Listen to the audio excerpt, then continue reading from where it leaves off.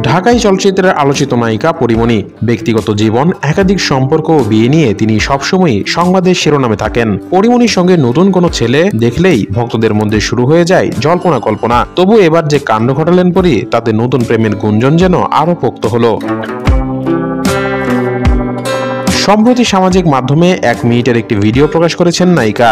দেখা যায় এক যুবকের হাত ধরে ঘুরছেন নায়িকা। যদিও সেই যুবক বিনোদন অঙ্গনের কেউ কিনা তা স্পষ্ট নয়, তবে ভিডিওটি দেখে অনুমান করা যায় তার নাম শাওন। ভিডিওর শুরুতে দেখা যায় ছেলেটির হাত ধরে পরীমণি একটি সিঁড়ি বেয়ে নামছেন এবং তারপর সুন্দর একটি কাঠের সেতুতে হাঁটছেন।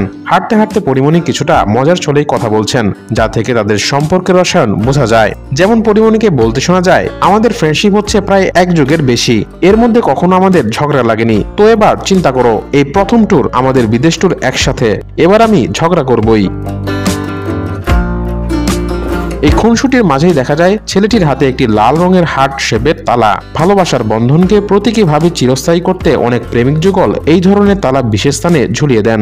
এই তালায় সাদা রঙে লেখা দুটি নাম, পরী এবং শাওন। নাম দেখে নিশ্চিত হওয়া যায় এই ছেলেটিই হলেন শাওন। এরপর দুজন মিলে হাসি মুখে সেই লাভ লকটি অসংখ্য তালায় সাজানো একটি কাঠামোতে ঝুলিয়ে দেন। মনে করা হচ্ছে নিজেদের ভালোবাসার বন্ধনকে আনুষ্ঠানিকভাবে আটকে দিলেন তারা।